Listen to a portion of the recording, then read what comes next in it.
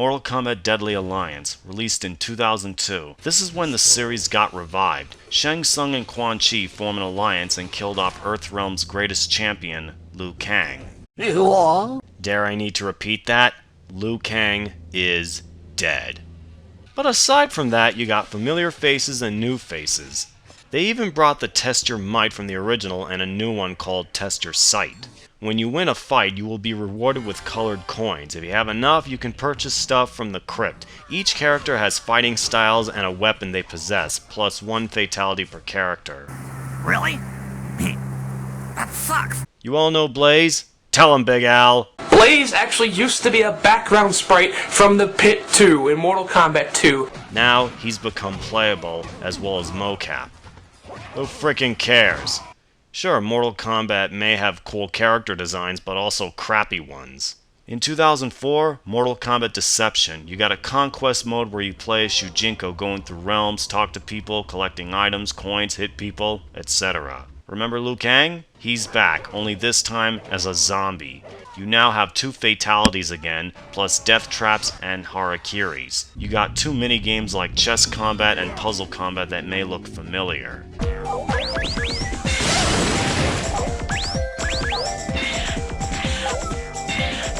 Mortal Kombat Unchained. All I can say, it's just an upgraded version of Deception, nonetheless. And I do not own both this game and the PlayStation Portable.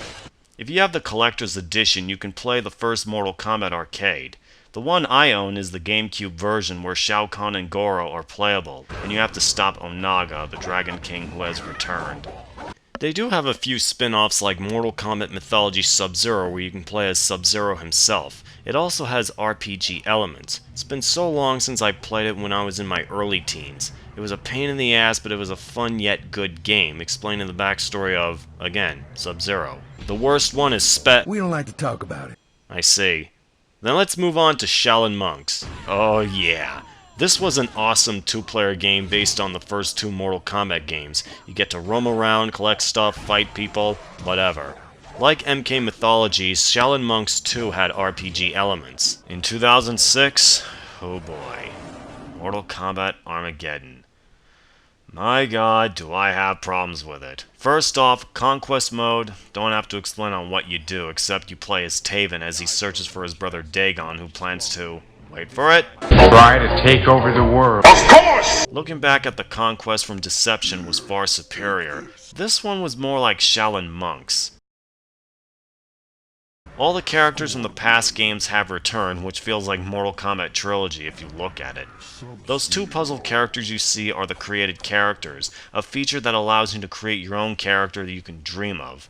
Unfortunately, they could have added more, even the weapons and such. Motor combat is like... yeah. Then there's Create a Fatality. Do not be misled by this word. This feature is just pretty lame, and I'm going to be honest, I never liked this idea. Overall, Mortal Kombat Armageddon is just rushed and done poorly. If you like it, cool. I don't mind if you do. 2 years later, there's Mortal Kombat vs. DC Universe, a crossover where MK characters face off against DC characters. You got free-fall combat where you can still fight while falling. You can plow through walls while testing your might. Also, the Mortal Kombat characters have fatalities while the DC ones have brutalities. Despite its flaws, this is still a fun fighting game. 2011 rolls in and we have Mortal Kombat 9, the best in the series. It brings back everything from the first 3 games, such as 2D style gameplay, and that's what we want. They also include X-Ray. Whenever that bar below is filled, you can see the character's bones cracking. That is just... Tweet. You know the crypt from Deadly Alliance? Well, it's back, and I have to say it has a really nice creepy graveyard atmosphere to it. What's really cool is that the characters can wear classic outfits, and for the first time we can see Sector and Cyrax as humans, and Sub-Zero being a cyber ninja. If you have the PS3 version, you get to play as Kratos from God of War. There's 2 new characters included, such as Scarlet, a blood ninja who happens to be a red katana. And for all you Nightmare on Elm Street fans, yes, Freddy Krueger's in this game! This is no joke! They actually put me in Mortal Kombat!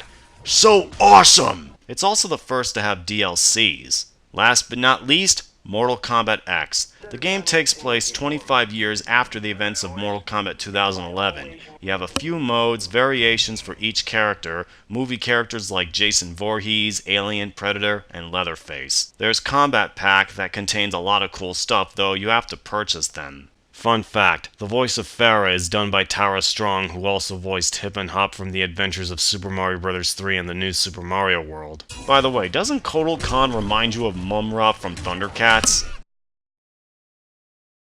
He sure does. If you want to know who this big dude covered in rock is, that's Tremor from a Mortal Kombat game that I've heard of, never played it, and I dare not to speak the name of it. Like Mortal Kombat 9, Mortal Kombat X does have an upgrade called Complete Collection. The classic Mortal Kombat games are available for Midway's Arcade Treasures, however they're emulated poorly and I'd recommend you download them. Well folks, this ends my review on Mortal Kombat. Wow. Never thought I would go through all of them.